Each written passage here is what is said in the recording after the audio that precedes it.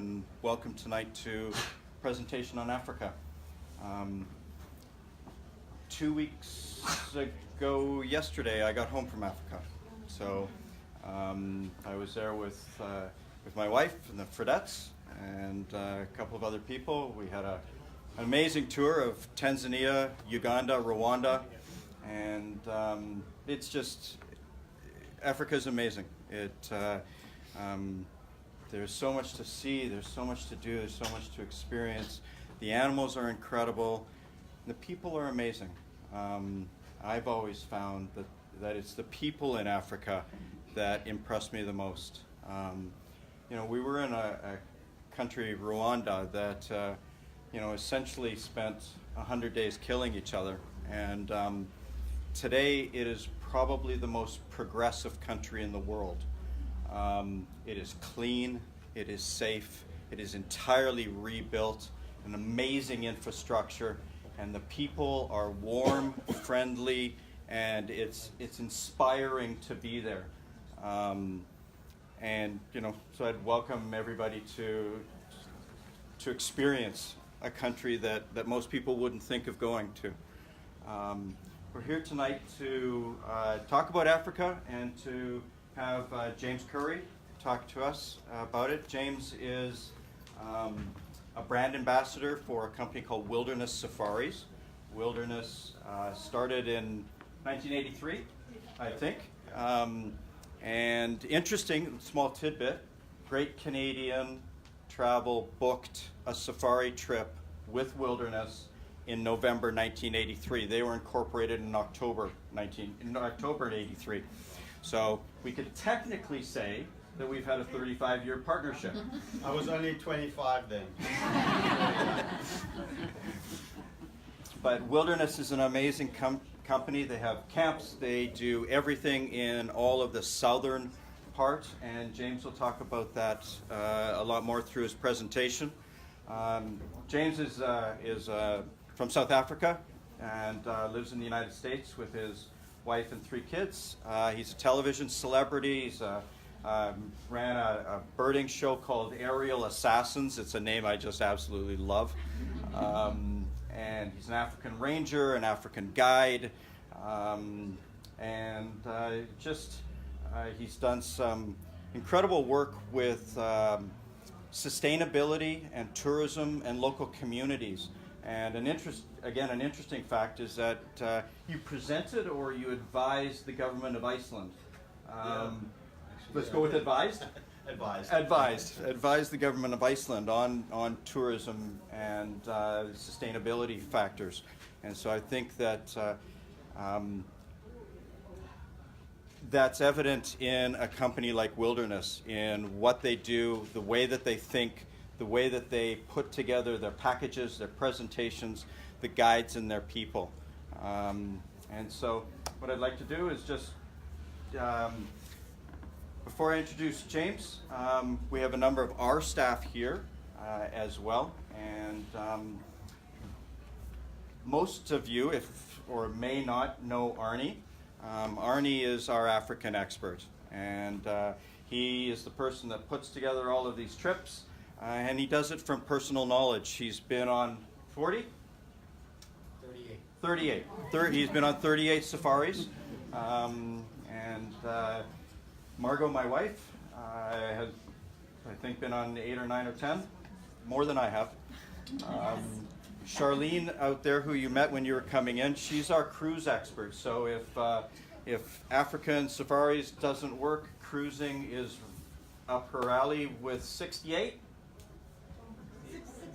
67 cruises. So she's probably been on one that you may want to go on, and be a great person to talk to. Martha is pretty much an everything expert. Can take you anywhere, and Diane at the back plans amazing trips for all of our clients. So without further ado, James, welcome. Thank you. Thank you so much. Well, welcome everybody, and for the next hour, I guess we're going to take you through some beautiful parts of Southern Africa. Before I do that, I just want to explain a little bit about wilderness safaris. As was mentioned, we started in 1983 in this rickety old Land Rover with these two guys in the shortest khaki shorts that you could ever imagine and the tightest khaki shorts you could ever imagine. Thank goodness our rangers, our guides today don't wear them as tight today. Otherwise we'd have a lot of problems in camp, I think. But today we've grown into this really, really large company. We work in 8 African countries, right from the Seychelles, Kenya and Rwanda, down into Southern Africa, where we own and operate over 50 different luxury safari camps. We also own our own aircraft to get you to those camps, and our own touring divisions to take you to do anything from shark cage diving, if that's your thing, to surfing or wine tours or historical tours or art tours. We can handle pretty much anything. And we've had the great pleasure of partnering with Great Canadian Travel for so long. And it's been a wonderful partnership. And we don't deal directly with the public, so we only work through amazing companies like you guys. And thank you very much for your support. Thank you. So, Southern Africa, what a place. I thought just to give you, who's been on safari here? Show of hands. Okay, quite a few of you. Okay, so welcome back, those that have been. Those that haven't, I just want to quickly debunk some of the myths of Africa, because it's really important. People will say, oh, I'm going to Africa, and their neighbors and their friends will go, are you crazy? Africa, it's the dark continent, it's dangerous. Well, I tell you something, when you travel with us, you know, the most dangerous thing you're going to come across in Africa literally is a mosquito, okay? That is a fact. And I can tell you it is really, really safe. We avoid any, cities or urban areas. It's like anywhere in the world. If you're, in the bad side of Detroit or Chicago, you could get yourself into trouble. The same applies to Africa. And really, when you're with us, we meet and greet you at the airport. We take you safely throughout your entire journey. Africa is too expensive. Another myth. Oh my gosh, I can't afford an African safari. Well, let me tell you, stick around till the end of this presentation, because I can't believe the prices that these guys have put together for a trip. I think you've only got one space left on this one trip that we're doing, right? But the prices are really incredible, and you're living in absolute luxury, and I'm going to show you some of that tonight. Africa is a once-in-a-lifetime trip. Okay, who's been to Africa once here? Do you all want to go back? Yes. Okay? Absolutely. Africa is not a once-in-a-lifetime trip. It is such a massive continent. It's so big, and I'll show you how big it is now, that there are so many opportunities to come back and to have incredible experiences no matter where you are, whether it's Namibia or East Africa. They each offer such different experiences. It's like being on the moon and being on Earth in some cases. It really is very, very stark and different. The only thing to see in Africa, who's heard this? Are you going to Africa? You're going to see the migration in Kenya or Tanzania, right? Or you must be going to South Africa. Well, tonight, yes, South Africa is a great location. We do a lot of work in South Africa. We do a lot of tours. There's some great safari experiences there. The migration in East Africa is one of those spectacles that is unbeatable. It's amazing. But there's so much more to Africa, and that's what we're going to talk about tonight. You have to visit Africa in high season between April and September or October. I can tell you that the high travel season in Africa is not dictated by the best time to be in Africa. It's dictated by the American travel season. Most of our guests come from America, so they normally travel during June, July, August. That's peak season in Africa. It's not necessarily the best time to be there. The shoulder seasons, April, May, October, this is when the rains come, when everything's giving birth to live young. In October, November, you've got baby impalas running around and baby springbok everywhere. It's the time of plenty. You've got all the migrant birds coming back. It's a fantastic time to be in Africa. The rainy season, everybody thinks, oh my gosh, can't go in the rainy season. Well, you know what? Yes, it rains. In the afternoon, you might have a nice heavy thunder shower where it will rain buckets for 45 minutes, and then the sun comes out, and the birds start singing, and the wildlife starts walking through the puddles. It's absolutely stunning. So Africa really is a year-round destination. And I'm going to tell you all a secret in this room tonight. Who needs to travel in high season? Travel in those off seasons because you're paying half the price. So just remember that. It's really important. Africa is something that you should only consider when you are retired or nearly dead. Okay? Who's seen that movie with Morgan Freeman and Jack Nicholson, The Bucket List? Right?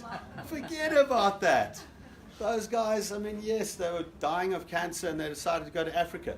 Come on. Africa is a time you visit now, no matter how old you are or how young you are.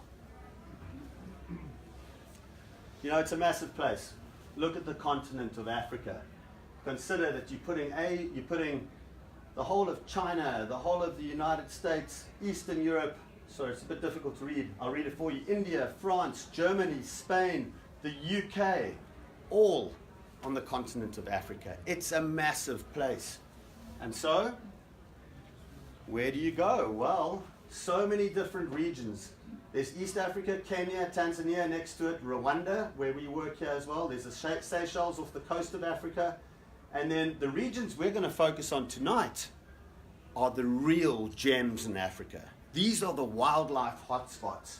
So we're going to focus on Namibia, we're going to focus on Botswana, we're going to focus on Zimbabwe and Zambia. And then you remember, you can always add on Cape Town to any itinerary in Southern Africa. It's fantastic. And how do you get there? Because we own our own aircraft, you fly into Johannesburg, you get settled, depending on when you arrive, you might spend a night in Joburg, and then you fly to, if you're going to Botswana, Maun, or if you're going to Namibia, Windhoek, or if you're going to Zimbabwe, Victoria Falls, and then from there, we take you in our light aircraft. We've got 52 of our own aircraft, and this is where your safari begins. So you get a free aerial tour of the environment that you're going in. And because the pilots work for Wilderness, when we're driving you, flying you, we're not flying you straight from point A to point B, we're taking you on the most scenic route. So it might take you a little bit longer to get there, but you're flying over the Okavango Delta or the beautiful dunes of Sossusvlei in Namibia and seeing the incredible scenery of Africa. And when the pilot sees a big herd of elephants off in the distance, he'll take maybe a little dip and give you guys all a nice look at the elephants, or drive you straight up the Zambezi River as you're going towards Rukomachi Camp, one of our camps in Zimbabwe. So it's one of the real joys, is this aerial safari that you get to experience on the way to each one of our camps.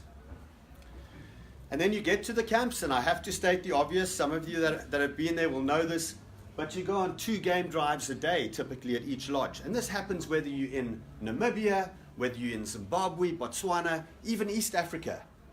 The core of your activities are going to be these times when you get up early in the morning, you go out on a game drive, these open vehicles, not like places in East Africa, like the national parks where you're all crammed into a little vehicle and you've got windows and you all have to be inside and you can barely poke a camera out. Maybe you've got a little hole in the top where you can kind of take a camera. No. You're part of the environment here. We want you to be in these wilderness, pristine areas and part of the wildlife, part of the environment, like we've always been for millions of years. And so it's quite possible when you're parked in a lion sighting that a big male lion can walk and literally brush up next to the vehicle that you're sitting in. It happened to my daughter now. Last year we were in Zimbabwe and she was absolutely terrified. She was sitting on the edge, right where kind of that lady is, in fact behind that lady on that side there, and this lioness walked right under that back seat, and they're so tall and just walked right next to it. She was like, and I said to her, I didn't make it easier on her, I said, whatever you do, don't move. And then of course she's like petrified, like thinking she's gonna die now, and the other lady in front of her is like, why shouldn't she move? Because it's alone. That's why. But that's the kind of experience you can have, and just fantastic to be part of the environment in the open air, hearing the sounds and the smells of Africa. Because let me tell you, we're talking about the rainy season. When it rains like that and it rains into the African dust, and then you're driving along on safari, there's this incredibly unique smell of Africa. It's a mixture of dust and grasses and herbs and animal dung and rain. And it's an unforgettable smell. But you don't get to do that if you're in a closed vehicle. So this is really a good way to experience Africa. And this guy here is going to become your best friend. Literally. What you were saying about the people in Africa, it's just, it's so true. The wildlife, absolutely, you go there for the wildlife. But so many people, I ask them, what was their high point of Africa? And they come back and they say, the wildlife was incredible. But it's the people of Africa that stay with me. And we have plenty of our guides that stay in contact with guests like yourselves for years. These guys go through the most incredible training known to man. It's like an incredibly vigorous boot camp, and it varies from country to country. But these guys go through a lot to pass the safety requirements to take you guys out in the field. And the knowledge and the years of learning really come through when you go on a game drive with these wilderness safaris guides. So, I'm going to take you through the regions, and we're going to start off with the best, in my opinion, for wildlife, okay? For wildlife, because Botswana is just the most incredible model of wildlife in the world. It really is.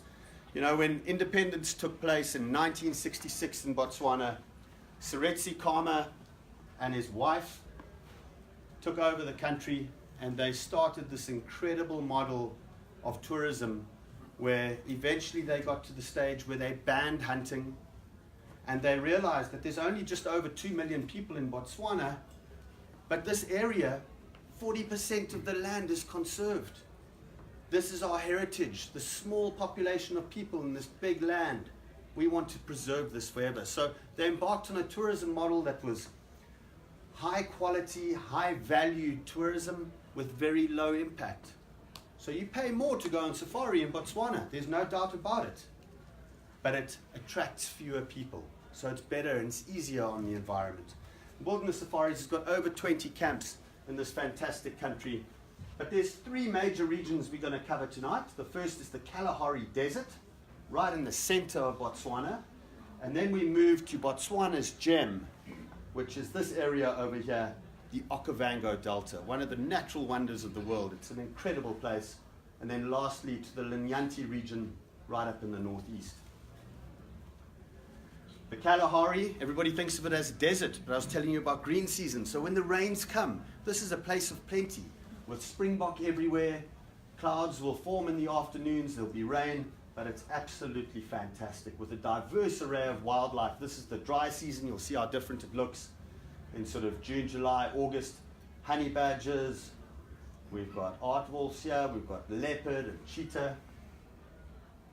And then the star of the Kalahari is the big black-maned lion.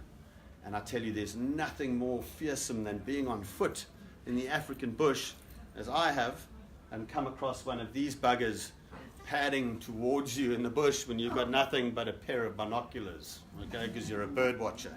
Bad mistake. Don't do that, any of you. Always go with a guide with a rifle. And then the magic of the Kalahari really is the people. And by the way, I love this slide because those guests that stay with us that don't eat their greens, we get the laundry staff to steal all your clothes, and then you walk around in a loincloth the whole time while you're on safari. So that's actually one of our guests from... no, but the people experience is absolutely fantastic. And it's one of the things you'll never forget. And I just want to show you a brief clip to show you how this indigenous knowledge, how you can learn from this. So you're going on the game drives, but then you've also got all these incredible other activities in each one of these countries that you can do. And this is one from a place called Jack's Camp in the northern Kalahari with the indigenous Asarwa people. So what the guys are going to do now is they're going to try and take us to a plant to show us how to dig up a plant that you can squeeze water out of in times of drought. When all the watering holes dry up and the pans dry up, you'll need to be able to find this plant, squeeze water from it, and you can survive.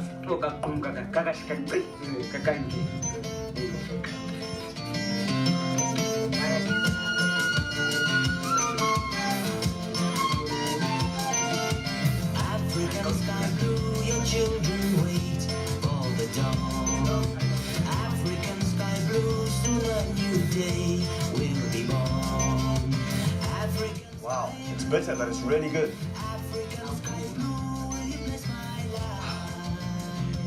Look at that. So what the guys are going to show us now is it's getting dark, and this is about the time as the sun is setting when the Masawa people will go and make a fire. So these guys are going to show us exactly how to make a fire in the bush. No luxuries like lighters and matches or any kind of tinder. Look at that. You can see how they keep putting the dung on top, and it just smolders. It just smolders slowly. And now the guys are getting bigger kindling. They're going to put that on as it smolders. Look at that. Wow. Oh, look at that. This is how you live in the bush, the Sawa style. See me through African sky blue.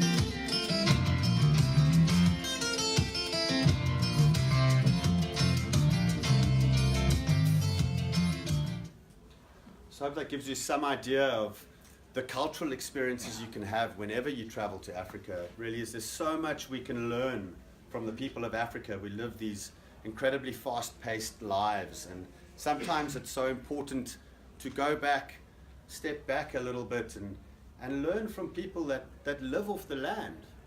It's a very amazing experience, and sometimes I wish I could get away from all this stuff and go and get that little plant and harvest it and use it. And actually, the really interesting thing about that plant is, guess what? They take half that plant and they'll use it, they'll get water out of it, and they'll bury it again.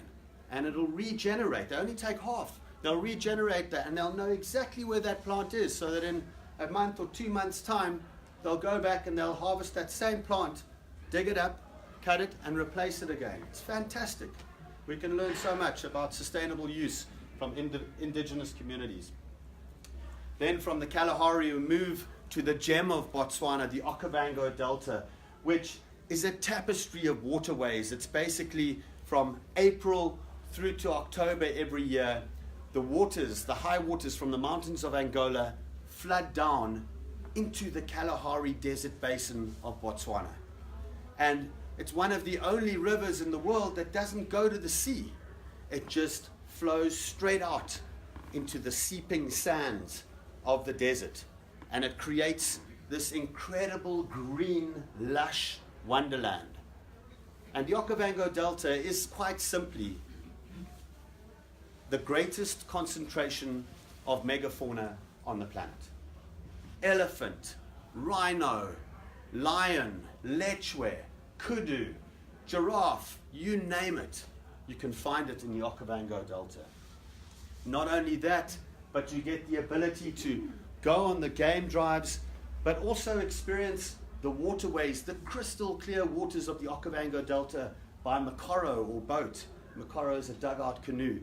And the water there is so clear that you'll be in a Mokoro and you'll be poling along and you'll see a Nile crocodile lying on the bottom, 12 feet or 15 feet down, crystal clear waters. You can drink the water of the Okavango just straight from the Okavango and just drink it. It's one of those few places in the world where you can do that safely. And then there's surprises around every corner. This guy has no idea. This guy's just got married, okay?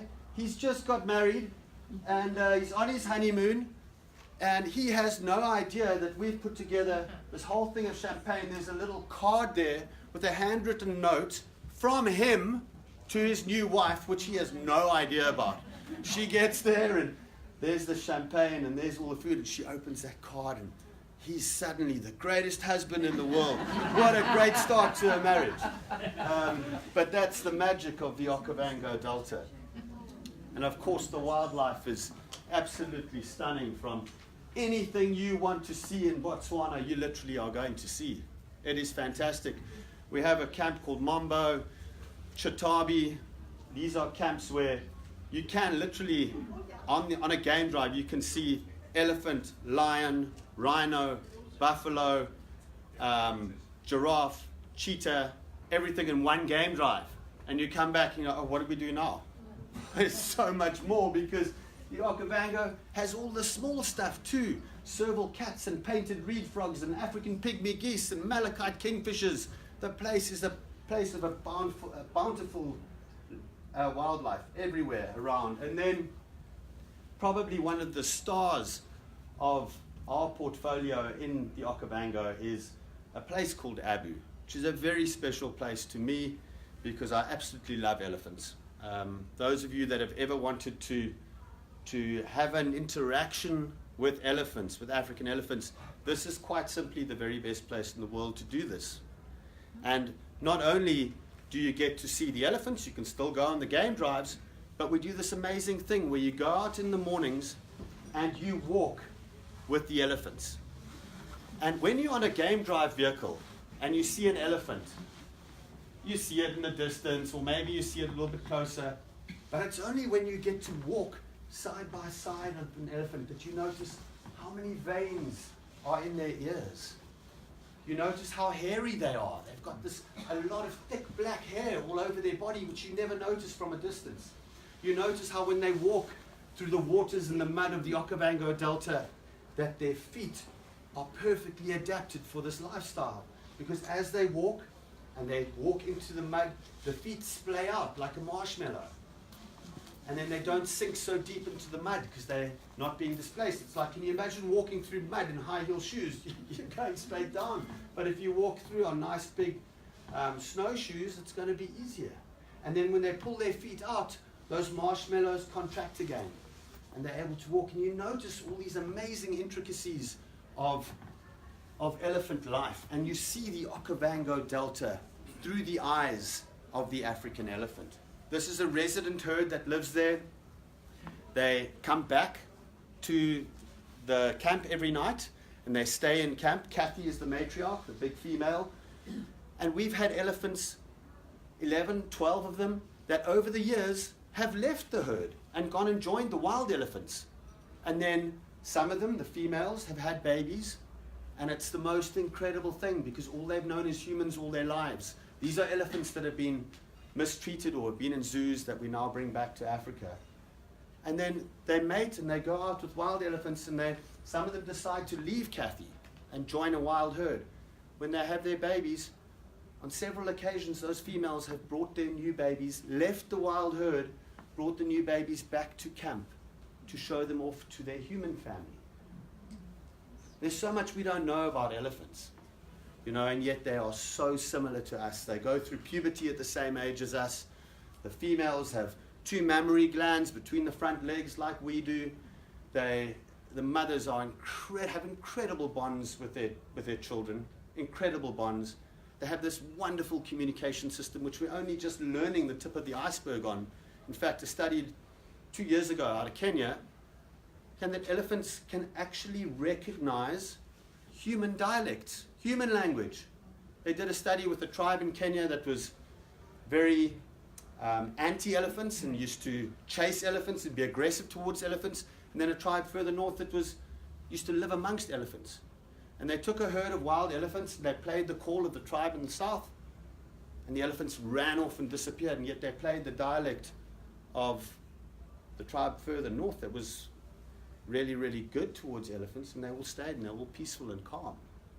They're so intelligent. We know so little about them. And this is an opportunity to learn about elephants and have that kind of interaction. Right now, we've got 2 baby boys that have just been born in the last year, one called Matlotlo, and this is the kind of experience you can have with these guys. It's absolutely fantastic. Nothing beats an elephant experience in the Okavango Delta.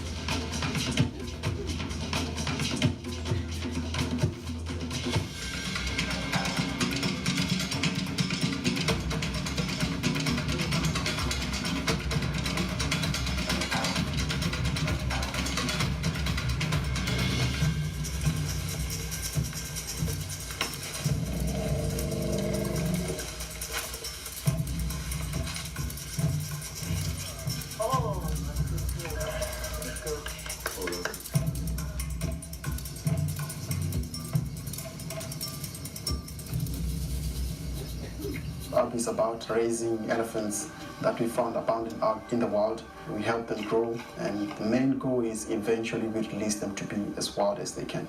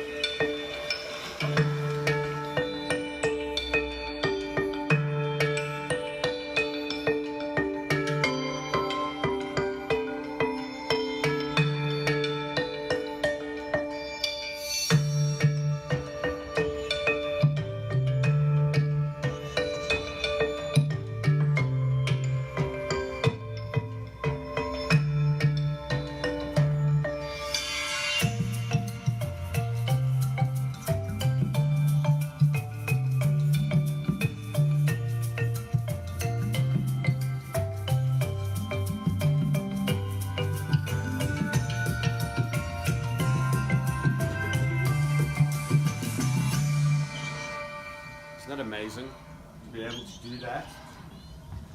It's fantastic. So, one of the star experiences of that particular camp is that place over there. So this is where at the end of the day you've had the experience with the elephants, but this is a platform which is raised about 15 feet above the ground. It's got a full bathroom downstairs. You still have your beautiful room back at camp, but you get to now sleep in the star bed underneath the stars, but you sleep with the elephants. So the elephants are down below you. And it's incredible. I've been a guide for so many years, but until I went to Abu, I had no idea how much elephants slept lying down, just like we do. And you'll watch mom sleeping down with her trunk entwined around her baby's trunk, snoring the night away. And it's absolutely fantastic. They do fart as well, so you've got to watch out for that. But besides that, it's a very peaceful, restful night.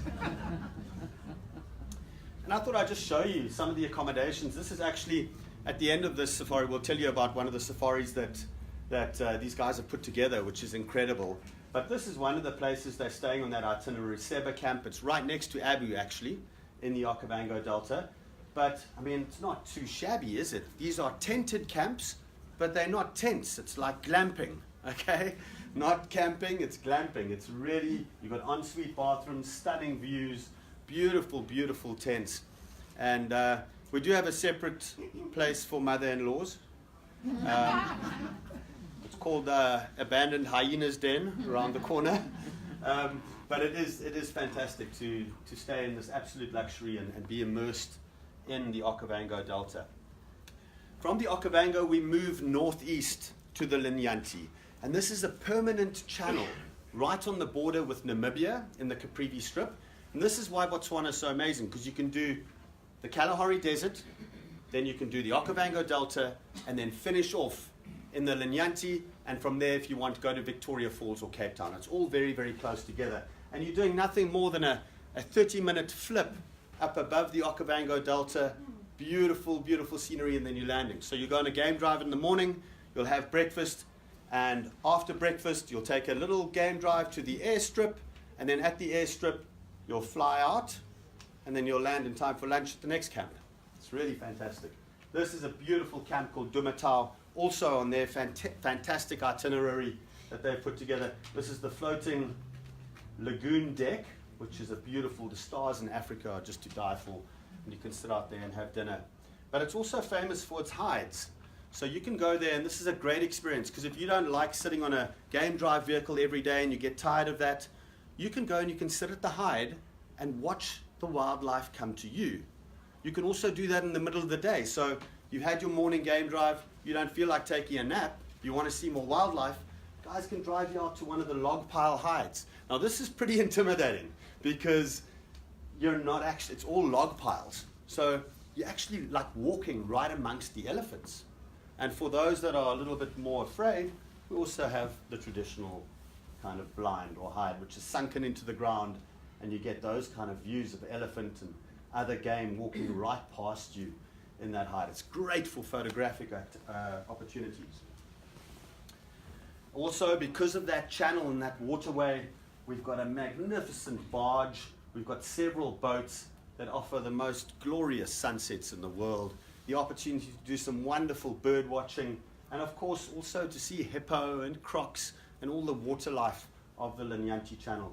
This particular area is very rich in game, well known for its lion sightings and also for its African wild dog sightings as well.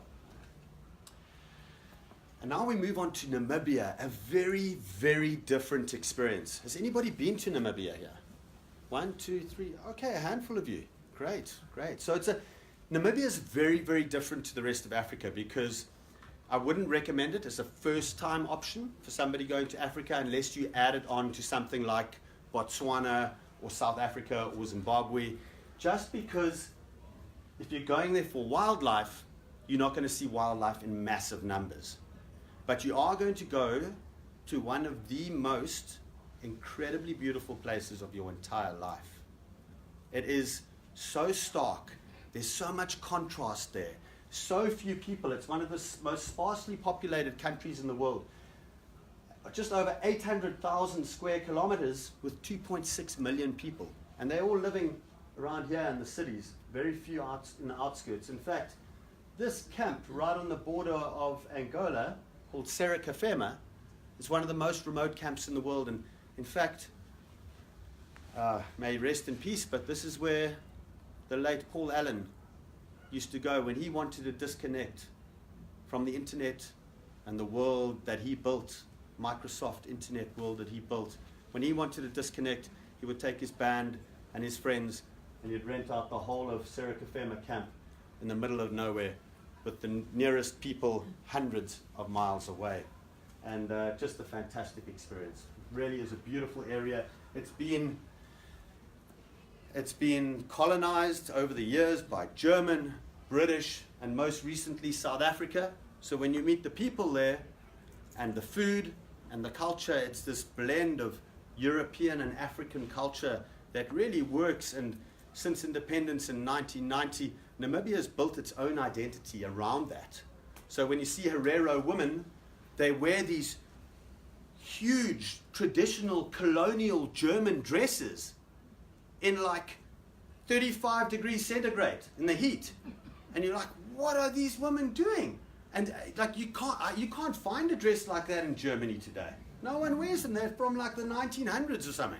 But these ladies wear them, the Hereros, these big beautiful red and blue dresses flowing all the way down to the ground with corsets and the whole thing. It's a mind-blowing place.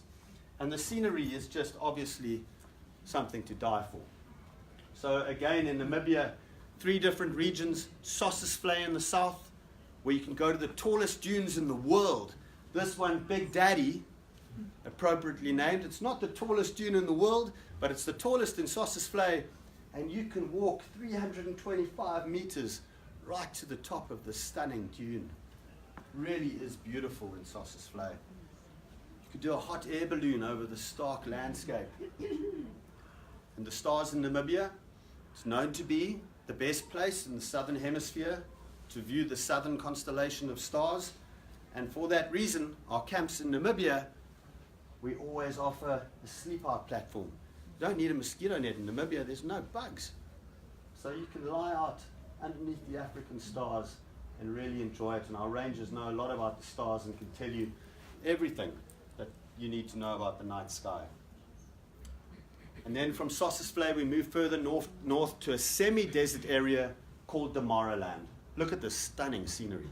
This is Damaraland, and it's slightly inland from the coast, semi-desert, so it gets a little bit more rain than Sossusvlei and the Skeleton Coast, but it is just gorgeous for its scenery, and it's desert-adapted wildlife. So you're not going to see massive numbers of wildlife like you will in Botswana, but you're going to see very unique wildlife because these are animals that have adapted to living in one of the harshest places on the planet. And then, surprises again. So that same honeymoon guy, when he comes to Namibia, he's going to be driving along, he's going to be another note to his wife showing him how amazing he is. And there he's going to sit on the couch and enjoy a beautiful sunset. This is one of the most special activities you can do in Namibia, is to walk with desert-adapted black rhino. one of the most critically endangered large mammals in the world, and you get to go out not on a vehicle with them, but on foot at Desert Rhino Camp in Damaraland.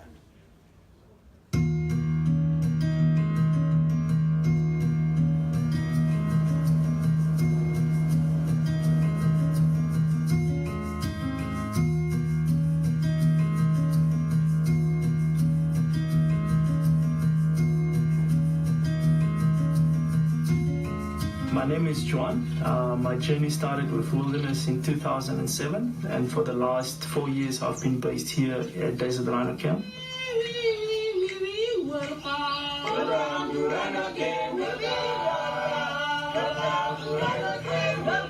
The Desert Rhino Camp landscape is what we refer to as the Atandeka mountain area. It's a semi-desert area. It's very dry, it's mountainous, very, very rocky.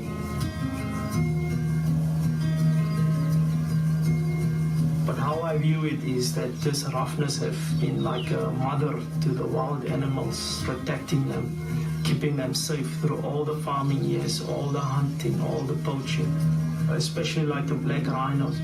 These rhinos are quite special because it's the last free-roaming rhino in the Atandeka area.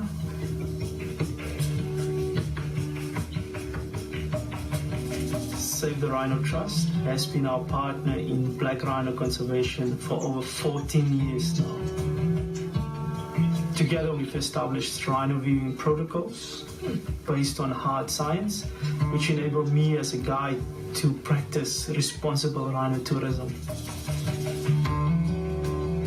When we are out walking, tracking the rhino, obviously we're using the wind, we're using the terrain to be silent, to be at one with nature when we approach.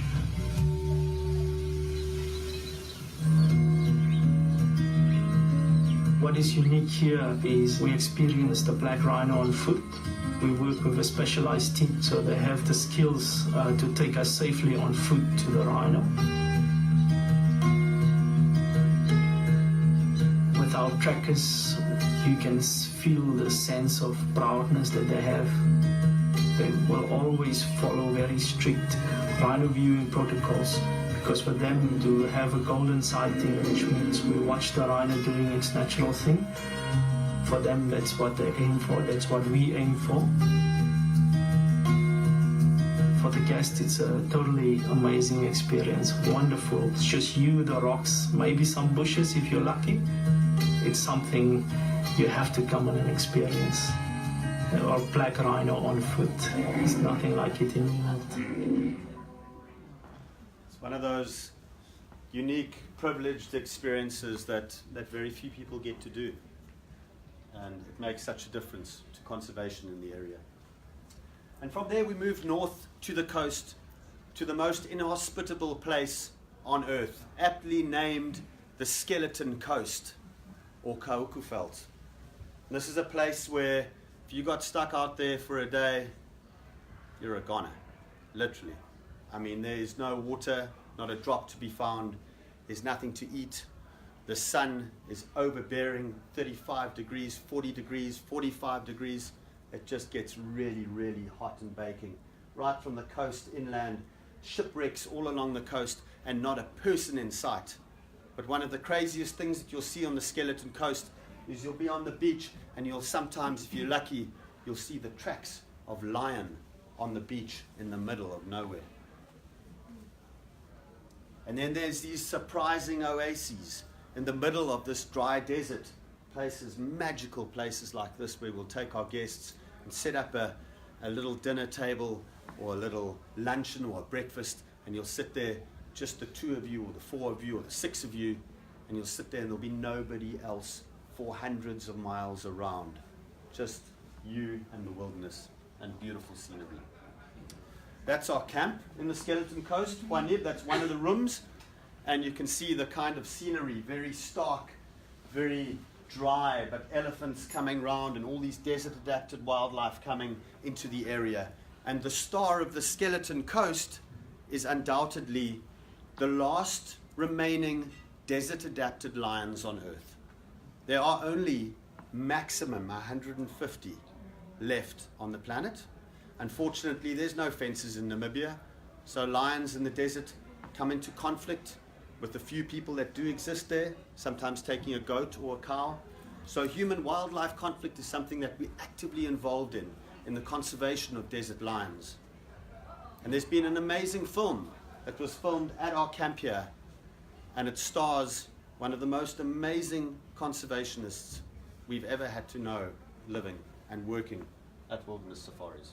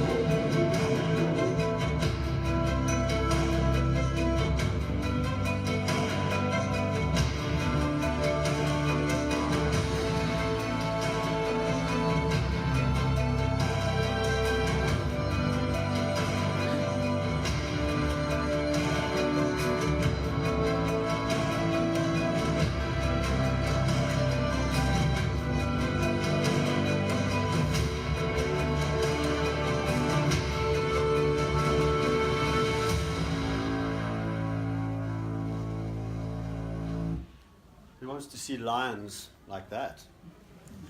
Incredible. And so few of their kind remain. And actually we are offering an amazing opportunity to do 5 nights on a special itinerary with Flip, that particular researcher.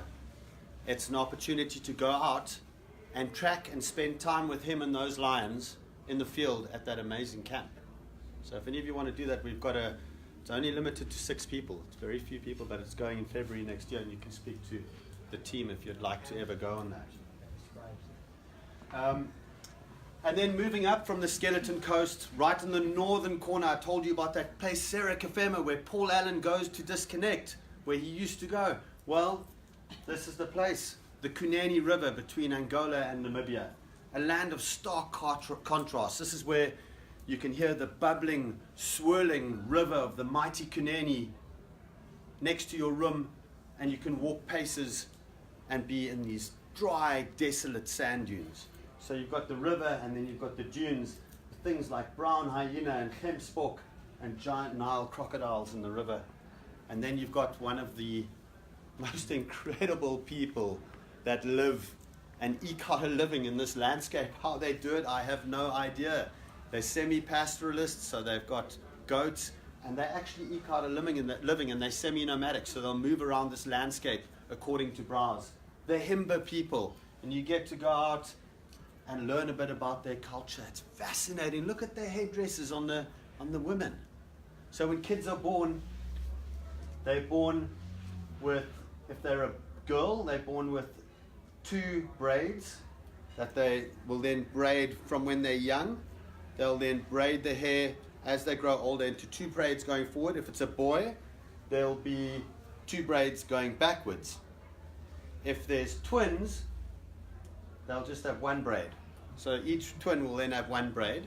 So then the little girls will grow up with their 2 braids if they're single, or if they're twin with the 1 braid. And then they'll get to puberty when they use red ochre, and they kind of braid the hair in red ochre, and they use goat's hair down below. And the reason for this is the hair must cover the face, because they're not ready for marriage yet. So the hair covers the face, and then when they get married, these elaborate headdresses are then made. And you get to learn about these fantastic people who, like the desert lions, eke out a living in the savage environment. And of course the rooms are not too bad. The rooms also have imagery of the local people, the local environment. You can see the rushing Kunene straight out the front of the deck. So you're right on the river. It's fantastic. What an amazing location. And out the back, you look out the back of the room and there's these desolate sand dunes, and out the front is the rushing Kunene River. Couldn't be in a more magical place. And yes, we also have a place for mother-in-laws there. It's a little hole in the sand dune around the back. Now we're going to move on to our last major region in southern Africa, Zimbabwe and Zambia. Zimbabwe, who remembers the Rudyard Kipling books? Remember those? Yeah. So you might remember that one, I think it was the grey, greasy Limpopo, the river the Limpopo. Well, Zimbabwe is sandwiched between the Limpopo down in the south and the mighty Zambezi up in the north. And I can tell you now that this is, without doubt, best value for money on a safari that you can possibly do. Zimbabwe used to be the Botswana many years ago that everybody went to for a safari experience. Robert Mugabe, the past president, unfortunately messed that up for all of us and for the people in his own country, sadly, and most importantly. But now I think the country has been reborn, and it's still incredibly affordable with some of the very best wildlife viewing in Africa. Really is fantastic. And there are 2 major regions that we go to, well 3, but Wangi Game Reserve, Wangi National Park over here, and then our lodges up in the Zambezi River in Mana Pools. I'm going to show you why this area is so special. So look at the stars in Zimbabwe. They're amazing in Namibia. They're also amazing in Zimbabwe. And at each one of those camps in Wangi, this is Wangi National Park, we have sleep out options, often next to a watering hole. So you'll be watching the stars, and then you'll wake up periodically through the night. It's not the most restful experience, I'll just warn you, because these water holes are so active, Wangi's very dry, that the water holes are where everything comes to drink at night. So you're going to be there on this raised deck. There are going to be pride of lions walking underneath your deck, maybe lounging around. When I went with my wife last year, she woke me up in the middle of the night because there was an entire pride of lions around the fire. We had a fire down below. We thought lions were afraid of fire. Absolutely not. They're like house cats. They were just like lounging next to the fire, having a cigar and a whiskey and soda. My wife's terrified on the deck up there. But this is the kind of experience you can have at Wangi by those water holes. It's fantastic. And of course, different wildlife, which is quite nice. The opportunity to see incredibly rare game like sable and rowan. And then, who remembers Cecil the lion that was killed by the infamous dentist, right? Yeah. Okay. So this concession in Wangi, that guy shot one of our lions. He ventured out of the park, out of the concession, and into a hunting area, and unfortunately he was shot. I'm very sad to report that his brother is also gone. Similar fate. And thankfully their genes still exist in the population of lions in our concession in Wangi. But it just shows you, we try to protect wildlife in these areas, and yet sometimes they get out.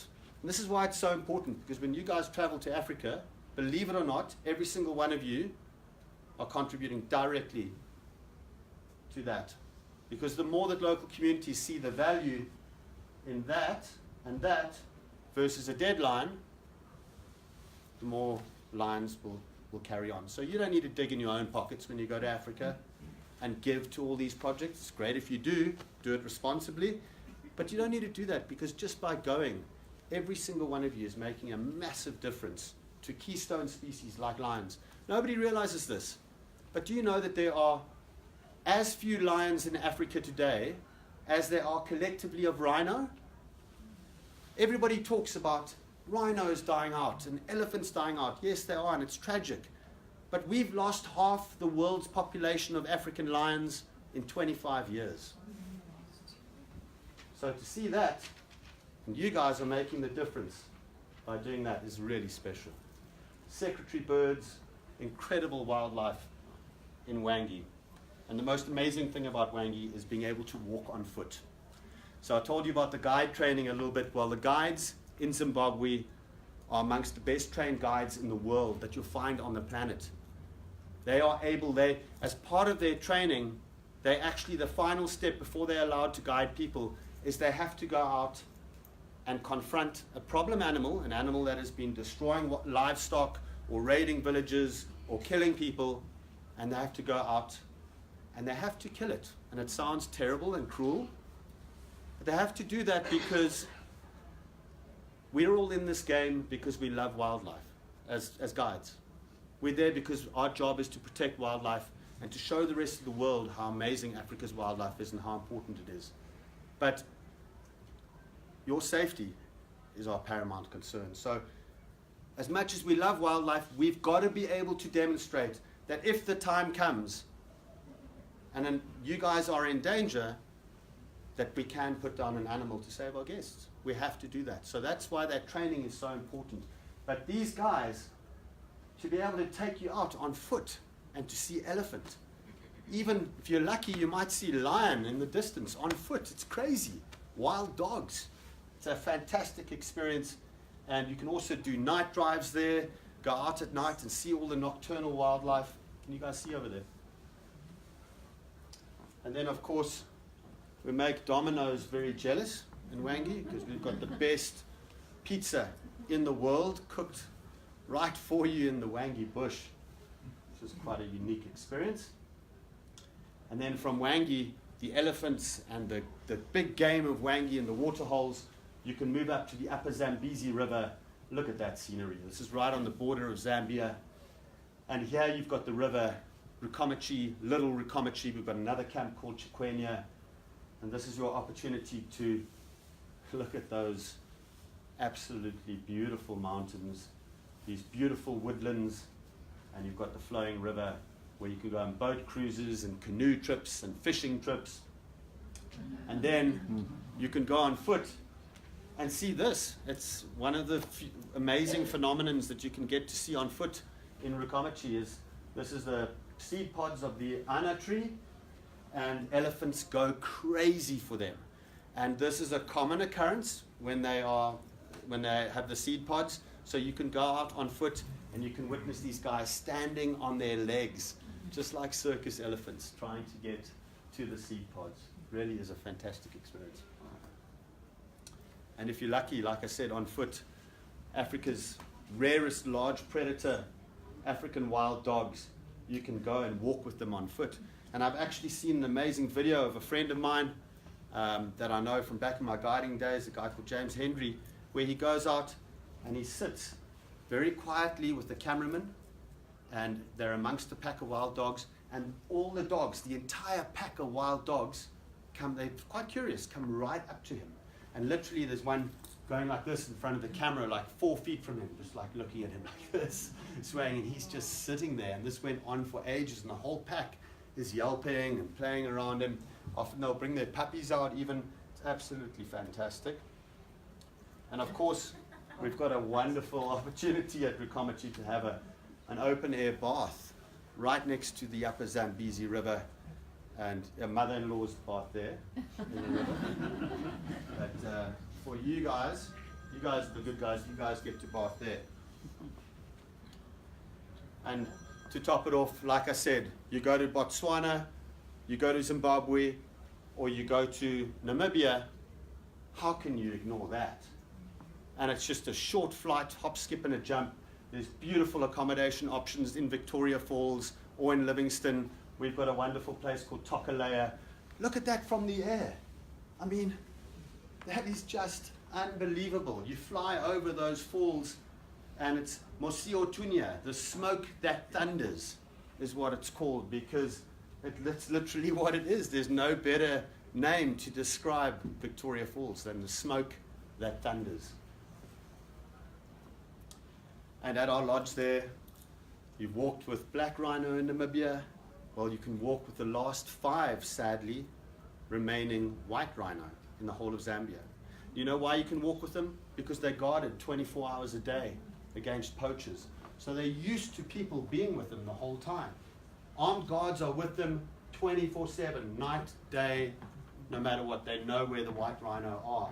So you're able to stay at our lodge, Tokalea, or in Victoria Falls, and arrange a trip and go out and walk literally this close to white rhino. Sometimes with babies. When I was there last, there was a tiny newborn baby that had just been born, maybe the 6th one in Zambia. And what a privilege to walk with such a prehistoric mammal. And we have one of the best gyms in the world. So if you guys, because we feed you, like our actual goal is to roll you out of our camps back to Johannesburg. So some of you might not like that, so we give you some nice gyms with average views that you can participate in, do yoga, do whatever you need to do to keep fit. And then, amazing, talking about people and community. The community option, obviously, always a draw card, and Victoria Falls has so much to offer in that regard. I'd like to finish just because you guys wanted me to talk about this, because we were going to talk Southern Africa, but we have a beautiful new lodge that's opened in Rwanda called Basati. And to sit with one of our closest living relatives this close, like this, is unbelievable. You know, I always draw this analogy, is more people go through the doors of Harrods on a Saturday morning than get to see gorillas, mountain gorillas, in a whole year. That's how privileged it is to see them. It's quite expensive, I'll warn you, but it is fantastic. This is our lodge looking out on the sexiest volcanoes on the planet, in Volcanoes National Park, but there's other options. You can also go into Uganda. You've got a great trip going into Uganda where you can see the gorillas. And it's one of the most unforgettable experiences you can ever imagine. Who's seen polar bears here? Ooh, quite a lot of you. Okay, just wait until you do this.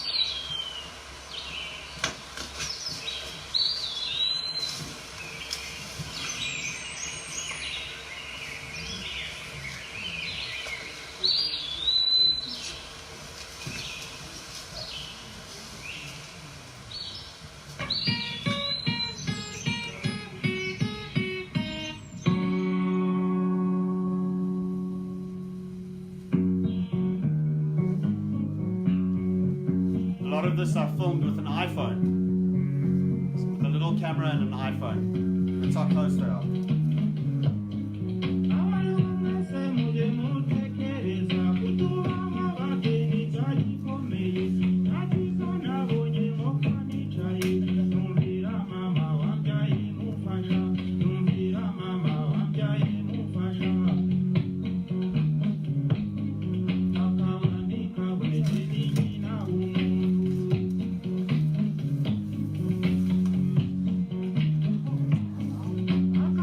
Come right up to you. They want to sit on your lap. You have to kind of move back. That's with an iPhone.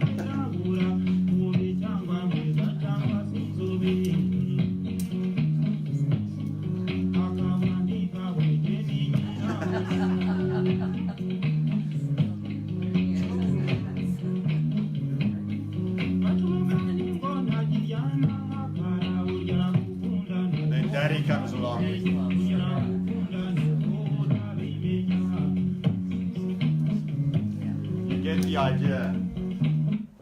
telling you, when that guy comes past, it's just whatever anybody's saying at the time, but when he kind of walks through, everybody's dead quiet, absolutely dead quiet.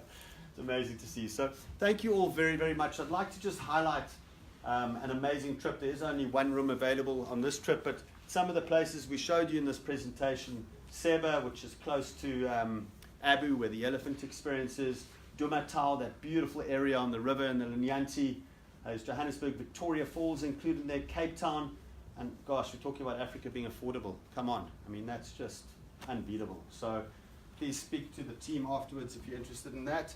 And also our upcoming trips coming up in 2019, 2020. So there's gorillas, we've got Victoria Falls, Cape Town, we've got Zimbabwe, Wangi, Mana Pools, and Victoria Falls, that whole amazing area that I showed you where you can walk on foot. We've got South Africa. You can go to South Africa and see the whole world in one country. We even got East Africa in there as well. So please feel free to chat to us afterwards and learn a bit more. I'd like to thank you all very, very much for listening, and we'll be happy to take some questions.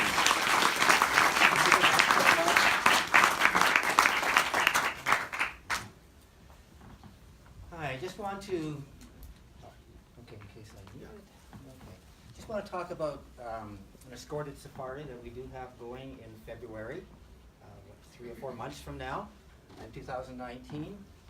Again, we're going to go to Johannesburg for a couple of days, partly to get over jet lag, but also people to see Soweto, or as Bob Pruden says, the Mankind area is really a phenomenal area. So 2 days in Johannesburg. Then we're going to go to Botswana. And again, why are you saying Botswana? Like, there's also the migration. Some people here talked about the migration, say, in Tanzania. It's green season. So what about the green season? It's pricing also. Less people, and the price is lower. We're going to go to Dumatau and Seba. Seba camp, as James mentioned, is very close to a boot camp where the elephant activities were. We have a chance, I said a chance, to also experience that activity with the elephants. Victoria Falls. We're going to go to Victoria Falls for a couple of days. And we stay at a certain accommodation, and there's a fellow in the room here who's going to come up and talk for 1 minute and tell you why he was so disappointed on the trip last year. Because we went to Vic Falls and we stayed at a reasonable accommodation, and then he went for tea at the Vic Falls Hotel, and he says, why aren't we staying here? I want to do it once in my lifetime. So I'm going to give Bob and Teresa a chance to go back and do that once in a lifetime Victoria Falls Hotel. Or Tokalia. It's probably the same price as the Victoria Falls Hotel, and I'm going to give you a little special. After that, we're going to go down to Cape Town for 5 nights, and you know the price on this is $53.90 US dollars, plus international airfare. And we just booked somebody on another trip to South Africa in March. This is February, but in March, they couldn't come on our trip because of conflict of time. And airfare, Martha, is Martha still here? Is she out for a smoke? $11.90? Was that their price? That's rare, but it happens. $1,190 on Delta KLM to go to Johannesburg and to come back from Johannesburg. Okay? So that's the kind of price you can expect. We're sold out. Or if you talk to Martha, that's the kind of price you get. We're sold out. However, in terms of the room allocations that we were allotted. However, I looked on Wilderness website a couple of days ago, knowing the presentation was tonight. There's one, what do you call it, clamp? Clamping. Clamping. There's one clamp available. Clamp tent. So anyway, there's one spot for 2 people. So that's still available. We can only hold that spot for about 1 week. But on the other hand, for coming out tonight, we are going to give you an offer that you can't refuse. We're going to give you $500 US of any trip with a few, I don't know what all the fine print is. But for an example, you might say, well, I want to go to Mambo for 1 night. What's the cost of Mambo for 1 night? $3,150 per person in high season, but you won't go in high season. This Botswana program is about the cost of 1 night in Mambo. one night at one of our camps. So we've got all these different, so they're all luxury camps. The difference between Mambo and let's say Seba, for example, you're going to notice the difference, but they're both 5-star properties. Mambo's got a private plunge pool at each room. The rooms are larger than my entire house, one room, and I've got 3 kids, so you get the picture. They've got copper baths in every room. They've got Gucci kind of interiors meets Africa and gold-plated stuff all over the place, and it's our flagship. It's amazing, but there's something in the industry called friction, where a brand becomes so sought after, a brand within a brand, because that's what Mambo is to us, that it almost, you can command any price, and the higher you price it, the more people want it. So really, to be honest, you go to a place like Seba, okay, you don't have your private plunge pool at every room, like, or at Dumatau, but oh my gosh, you saw the pictures of the rooms. I mean, they're gorgeous, except for mother-in-laws.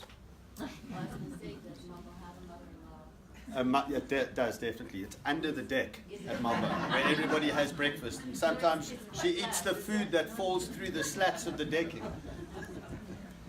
But in all seriousness, we do have one spot available this February. We're in negotiation right now with Wilderness for 2020, and we hope to have a similar type of product in February and March in 2020. I cannot guarantee you the price at the moment. I can guarantee you at least this part of the price. And I can guarantee you that in the next, by the end of November, Wilderness has extended this offer, that anybody booking even the trip for 2020, if you give us your intention by the end of November, $500 per person off. If you can come in February 2019, $500 off this. So it just gives you a little bit of incentive to want to come to Africa. You go to the next slide. And as I said, for Bob, that $500 would pay for the Victoria Falls Hotel for one night. And the other $500 for Teresa would pay for the second night at the Victoria Falls Hotel. So as was mentioned about these escorted trips throughout 2019-20, it doesn't only include South Africa. People have talked about the migration in East Africa. We've talked about going to see the gorillas in East Africa also. We've got them included. So several months of the year we've got something potentially going. One thing about trips to Africa, there's three ways to go. One is known as an FIT. That's most people. You can go any day of the week, any day of the year. You can start a safari. Normally 2 people minimum. And you're going to pick your camps, you're going to pick your safari, and off you go. Some people say, I want to go in a group. Well, some companies have group departures that we can build, you sell you into a group that's going out of Johannesburg or going out of Nairobi or Arusha at certain times. Wilderness does not do that. But we also have escorted. The Great Canadian is going to escort, meet you in Johannesburg, or sometimes even fly with you from Winnipeg and go on a safari with you and come back again. Ian and Margot just came back with a group to Tanzania and Uganda, Rwanda, where they first of all slept with the wildebeest and the zebra up in the northern Serengeti, and they also got to go to the gorillas in Uganda. Again, Uganda because it's a little different pricing than Rwanda. Ian, do you want to say anything more about this slide? Just maybe, if I might mention something, the cool thing about this is that you guys get to travel with fellow Canadians, so you don't have irritating, loud Americans on your vehicle next to you. Okay? It makes a big difference. I can already hear my American wife shouting at me from Florida, so I better shut up. And one last thing about the trip in February, or with any of the wilderness camps. What's included? Well, number one is that you're going to be in a private game reserve, which means that you can go off-road. You're going to be in open vehicles. That means that you saw in the slides that you're going to have good vantage points for photography, getting up close to the animals. Everything is all-inclusive. So even your laundry at the camps will be done for you. So all your drinks, your water, your food, your high tea, Your laundry, all the game park fees. The only thing that you'll pay extra is a tip at the end of the day or at the end of your stay at that particular camp. And they might have a curio shop that you might be able to spend a few dollars at. Arnie, I can see people in the crowd, in the audience, that are doing the math and going, hold on. So wait, 7 nights for $5,000. I can drink $5,000 in 7 nights. just in booze. Right? I mean, come on. We can try. We can try. Anyway, Bob has been after me to give a rebuttal to my talking. So Bob, do you want to come up for a quick second to just tell us why you want to stay at the Big Falls Hotel, or what your experience was last year, and why you might come back again with us? Well, first thing is, my wife and I decided 3 years ago to go to Africa, a trip of a lifetime kind of thing. And of course, we talked to Arnie, who knows everything about Africa, when to go and where to go. And so this last year, we went on our second trip of a lifetime to Africa. And we're now talking about when and where to go on our third trip of a lifetime. So it really is that good. And one of the things I've said to our friends is, because not everybody is keen on it. Other people say to me, like my sister did, oh, I've always wanted to go, and it's the trip of a lifetime. And so this last time, my sister came with us, because I say to everybody, if you are ever thinking of doing it, don't hesitate. You will love it. This presentation was awesome. Thank you very much.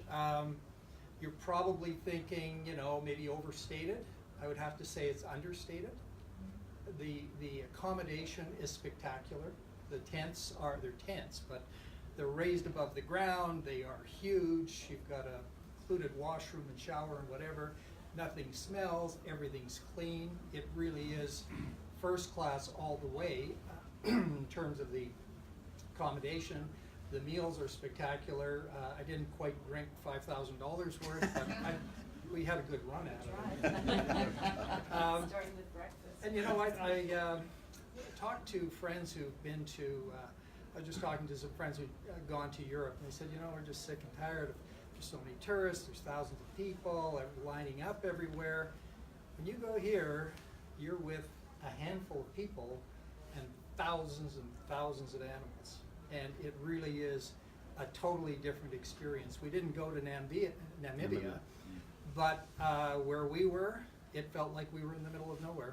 There's nothing for miles around, and it really is quite an experience from that point of view. We really feel quite isolated and so on. So I would just say, if you've ever considered it, I would suggest that you take advantage of the opportunity. I would suggest also that you talk to Arnie before you do make any decisions, because he knows where to go, when to go. And I'm only 36 safaris behind him, but I have a feeling I'm never going to catch up. And I think that, though, that we're looking forward to yet another trip to Africa. So good luck with it, and I hope you're able to take advantage of the opportunity to go somewhere in Africa. 2 other quick things. Victoria Falls is totally understated here. Victoria Falls was mind-blowing. It's twice as wide as Niagara Falls. It's twice as high as Niagara Falls. It's got like its own weather system. It creates rain just from the spray. Not to be missed. Going to Victoria Falls, not to be missed. And I would suggest the upgrade to the slightly improved Victoria Falls Hotel, which is a famous hotel that Queen of England stayed there, and Queen Victoria and whatever. It really is spectacular. Whether it's worth $500 or not, I don't know. So anyway, good luck with it, and thanks for the It is.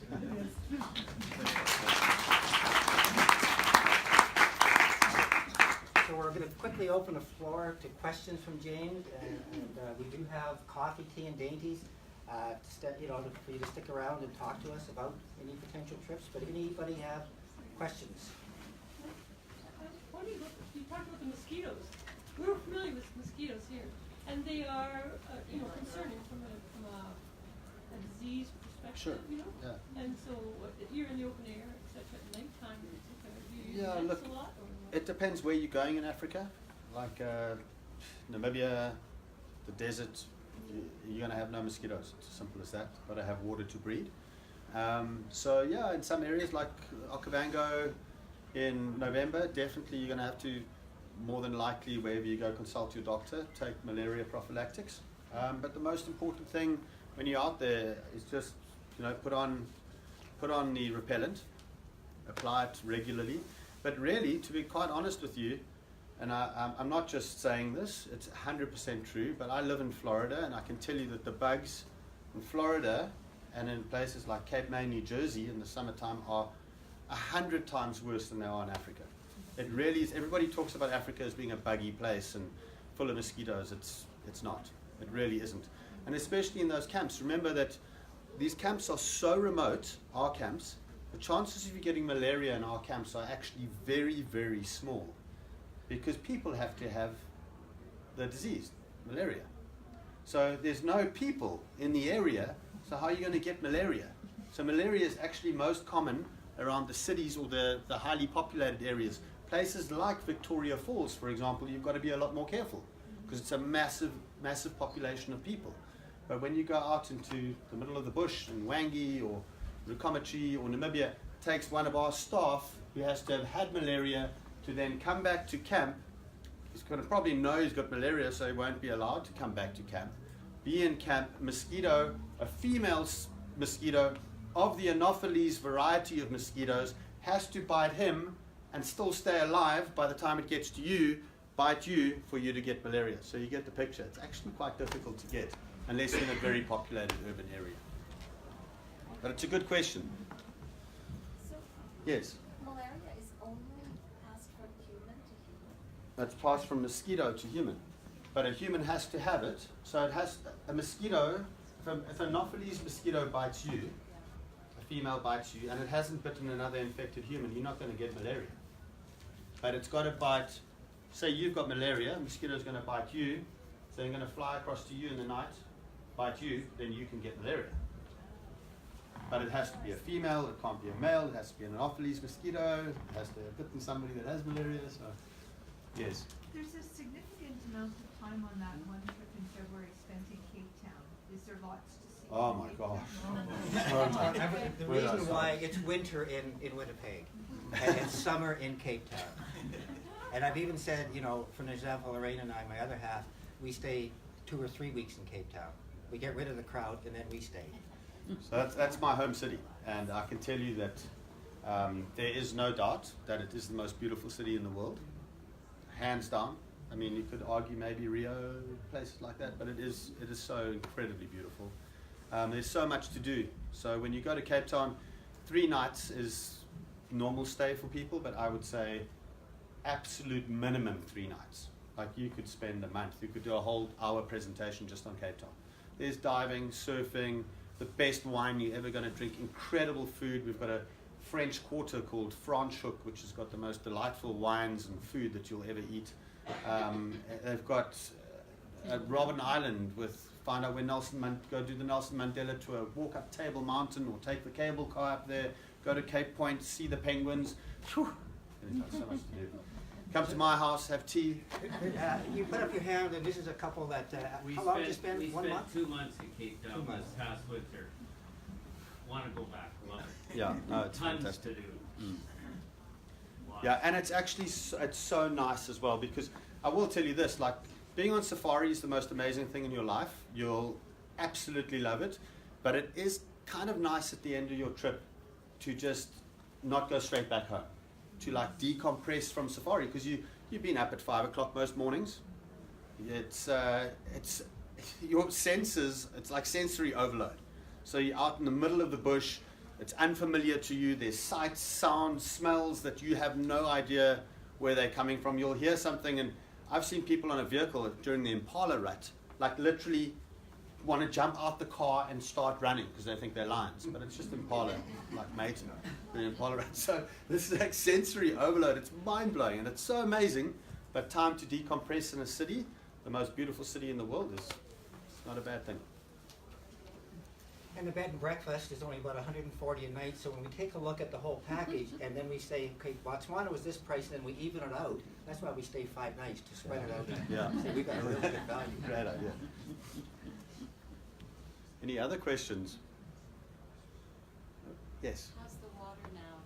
The water Settled acts up? a lot better in Cape Town, thank goodness. Yeah, dams are way back up. We had a lot of good rains. We're not out of the woods yet, but yeah, it's not affecting, even right at the height of it, it didn't affect tourism. You know, the hotels were all still open, they were all still operating. All we asked is that when you're in the shower, even in a luxury hotel, you shower in a bucket so that they can reuse the water for grey water in the toilets and water the gardens and stuff. So it's amazing. The city of Cape Town, you know, I often, we were talking about it today actually. I think Canadians and South Africans are actually have a lot in common.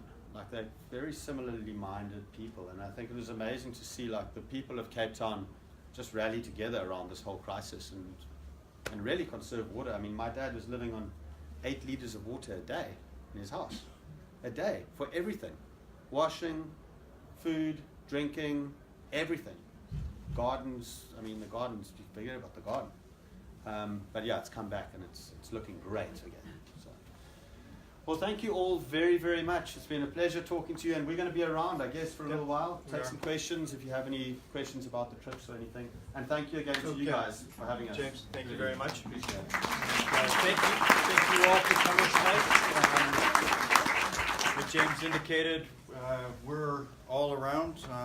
More than happy to answer questions. And there are pamphlets that you have been handed. And it's got a couple of trips, it's got our business cards, it's got our contacts, our website is filled with all of this. There's videos, there's pictures, there's pretty much everything. So please come join us. It'll be an awful lot of fun. So thank you.